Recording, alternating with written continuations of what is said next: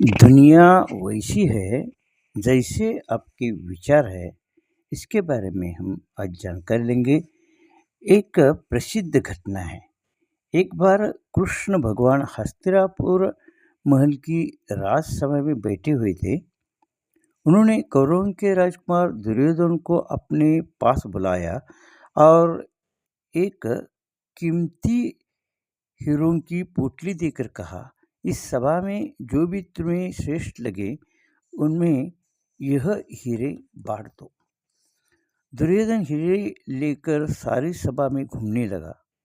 घूमकर वापस आकर हीरों की पुतली कृष्ण को लौटाकर बोला, इस सभा में तो कोई भी श्रेष्ठ नहीं है। भगवान श्री कृष्ण मुस्कुराए और फिर वही पुतली पांडवों के ज्येष्ठ राजकुमार युधिष्ठिर को देकर बोले, इस सभा में जो भी तुम्हें श्रेष्ठ लगे उनमें हे हीरे बांट दो। युधिष्ठिर हीरों की पुतली लेकर सभा का चक्कर लगाकर वापस आ गया। आकर श्री कृष्ण से कहने लगा, आपने बहुत कम हीरे दिए हैं। यहाँ पर तो एक से एक बढ़कर श्रेष्ठ लोग बैठे हुए हैं।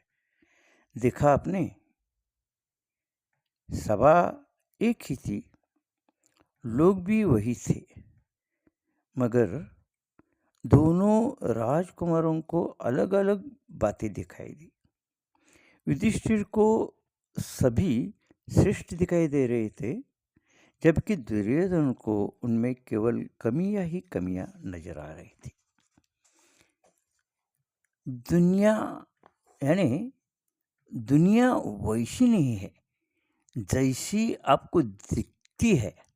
दुनिया वैसी है जैसे आप है, यानी जैसे आप दुनिया के बारे में विचार रखते हैं। इसका अर्थ दुनिया में सही या गलत कुछ भी नहीं है।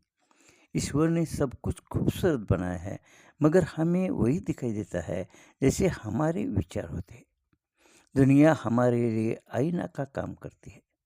बाहर हमें क्या दिखाई दे रहा है, यह दर्शाता है कि हमारे विचार कैसे हैं। दरअसल जब इंसान को बताया जाता है तब वह कहता है, मैं तो सकारात्मक ही सोचता हूँ, मेरे अंदर कोई नकारात्मक विचार नहीं है। मगर फिर भी यदि उसे दुनिया में नकारात्मक दिखाई दे रही है तो कहीं न कहीं चाहे सूक्ष्म लेवल पर ही क्यों न हो, उसके विचारों में नकारात्मकता है। हर इंसान अपने विचारों के अनुसार अपनी दुनिया का निर्माण करता है।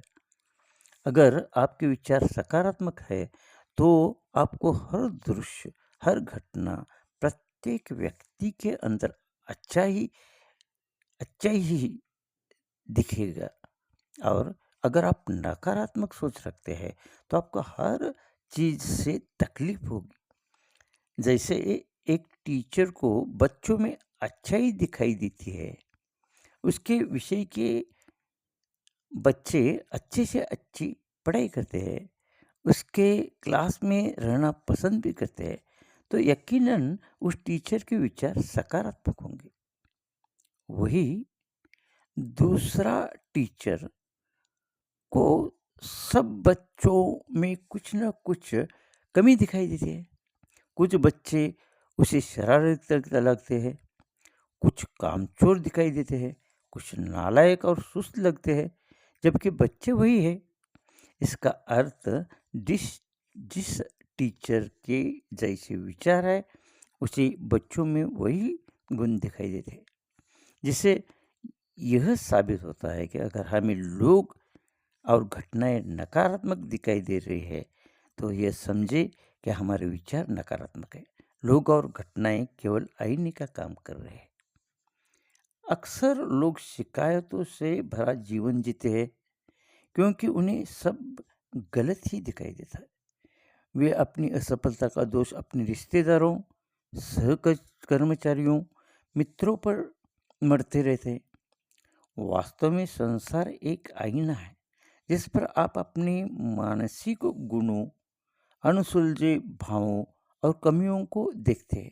इस तरह आपको वही विश्व दिखाई देता है जो वास्तव में आपके विचारों द्वारा बनाया गया है। लोग, स्थितियाँ, मौसम, चीज़ें, हर वह चीज़ जिसका आप अनुभव करते हैं, आपके अंदर बैठे विचारों द्वारा ही आकार लेता है। दरअसल वे उन चीज़ों का रूप है जो आपके दिमाग की गहराइयों में मौजूद है। उदाहरण के तौर पर यदि आपको ऐसे लोग दिखाई देते हैं जो वचनबद्ध नहीं हैं, यानी वे जो कहते हैं वो करते नहीं हैं, तो इसका मतलब ये हो सकता है कि कहीं न कहीं आप खुद वचनबद्ध नहीं हैं। आपके स्वयं के अंदर अविश्वास का विचार भरा है। आपके मन में वचनबद्धता को लेकर कुछ नकारात्मक विचार है, या आप स्वयं के साथ वचनबद्ध नहीं हैं, इसलिए आप किसी पर भी विश्वास नहीं करते और ऐसे ही लोग आपके जीवन में आते रहते हैं। इसका अर्थ दूसरों को के दोष हमें इसलिए दिखाई देते हैं क्योंकि वो दोष कहीं न कहीं हमारे विचारों में है। अब यदि हम दृश्य बदलना चाहते तो विचार बदले, जिसके लिए 2 कदम उठाएँ। आपको जो भी नकारात्मक दिख रहा है, उसे आईना बनाएँ और खोज करें कि इस दृश्य के पीछे मेरा कौन-सा नकारात्मक विचार काम कर रहा है। एक इंसान रास्ते से कहीं जा रहा है, उसे कुछ लोग आपस में झगड़ते हुए दिखाई देते हैं। कुछ क्षण रुककर वह उन्हें देखता है और आगे बढ़ जाता है। कुछ दूरी पर उसे एक दाम्पत्य झगड़ते हुए दिखाई देता है। वो ट्रेन से जा रहा है तो वहाँ बैठे लोग भी किसी बात पर बहस करते हुए दिखाई देते हैं। यानी वो जहाँ भी जाता है उसके सामने झगड़े के दृश्य दिखा आते हैं। हालांकि वे दृश्य या घटनाएं हमें अपने अंदर जाकर खुद में परिवर्तन लाने की तरफ इशारा कर रहे हैं। अगर आपके सामने भी झगड़े, निंदा, चुगली के दृश्य आ रहे हैं, तो उन दृश्यों को आईना बनाते हुए अपने अंदर झांकना सीखें कि हमारे किन विचारों की वजह से ऐसे दृश्य दिखाई दे रहे हैं। कहीं हमारे अंदर के विचार ही तो आपस में झगड़ा नहीं कर रहे हैं, क्योंकि दुनिया वैसी है जैसे आपके विचार है के अनुसार दृश्य आपके सामने आ रहे हैं। दूसरे कदम में ऐसे दृश्यों को पहचान कर, यानी नकारात्मक दृश्य और विचारों के पीछे सकारात्मक देखने की आदत डालें। यानी वह देखना जो कुदरत का गुण है और जो आप देख अपने जीवन में चाहते हैं। कुदरत का गुण है सकारात्मकता। कुदरत ने जो कुछ भी बनाया है वो भरपूर है और केवल सकारात्मक है, खुशी और आनंद देने वाले हैं। नकारात्मकता कुछ है नहीं, वह केवल विचारों में है, अज्ञान की वजह से है। इसलिए कुदरत के असली स्वरूप को पहचान कर हमें प्रार्थना करना सीखना है।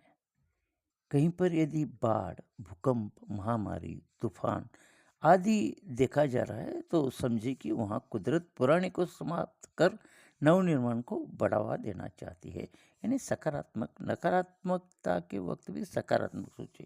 कहीं पर लोगों की समस्याएं, आपसी झगड़े, रिश्तों के मनमुटाव, विचारों में टकराव की स्थिति दिखाई देती है, तो वहाँ कुदरत लोगों को धीरज के गुण पर काम करने पर बल दे रही है, ऐसा सोच। प्रेम, आनंद, शांति, धीरज, रत्नात्मकता, नवनिर्माण आदि कुदरत के गुण हैं जो हर नकारात्मकता के पीछे छिपे हैं। कुदरत के इन्हीं गुणों को उभार कर अपने जीवन में शामिल करना ही सबसे बड़ी सच्चाई है। इन्हीं छिपे गुणों को बाहर लाने के लिए नकारात्मक घटनाएं होती है, लेकिन इंसान उन घटनाओं और दृश्यों में उलझकर उनके पीछे का सत्य नहीं देख पाता। अब ये 2 कदम उठाकर अपने सभी नकारात्मक विचारों और दृश्यों से मुक्ति पाए।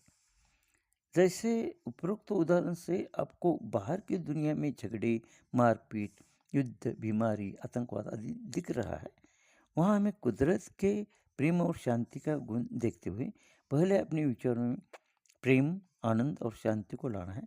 फिर उसका असर हमें बाहरी जगत में भी दिखाई देगा। जैसे हमारे विचार बदलेंगे, हमारे सामने आने वाले दृश्य भी बदल जाएंगे। एक अन्य उदाहरण से समझे, एक इंसान को हर जगह कमी अभाव ही दिखाई देता है या सुनाई देता है। जैसे भीख मांगते हुए गरीब लोग, सड़कों पर झोपड़ी में रहने वाले, थोड़े थोड़े पैसों को लेकर मोल भाव करते लोग, महीने के अंत में पैसे की तंगी को लेकर परेशान रहने वाले लोग। उसकी बातचीत भी उन लोगों से होती है जिनके जीवन में पैसों की तंगी चल रही है, या बिजनेस में घाटा हो गया है, पैसा डूब गया, नौकरी छूट गई। और तो और समाचारों में भी उसे ऐसी खबरें सुनने को मिलती है जहाँ स्टॉक मार्केट नीचे चला गया, कोई बड़ा बिजनेस ठप हो गया, किसी का दिवाला निकल गया। ये सब उसके सामने इसलिए हो रहा है क्योंकि कहीं ना कहीं ये सब उसके विचार है। पहले कदम में उसे अपने विचारों में ही अभाव की फीलिंग को पहचान कर मनन करना होगा। फिर अगर वह चाहता है कि ये सब दृश्य उसके सामने न आए, तो उसे अपने विचारों में परिवर्तन लाना होगा। सजगता से साथ अपने अंदर भरपूरता के विचार लाने होंगे, क्योंकि कुदरत ने सब कुछ भरपूर ही बनाया है। भरपूरता के विचार रखने से ही जीवन में भरपूरता के दृश्य दिखने शुरू होंगे। अभाव और कमी के विचार समाप्त होंगे। चाहे आज उसे भरपूरता कहीं भी न दिख रही हो, पर कुछ समय तक भरपूरता के विचारों के साथ रहना होगा, तभी परिवर्तन शुरू होगा। उसके अपने जीवन में भी भरपूरता आने लगेगी। आज के लिए इतना ही। Thank you.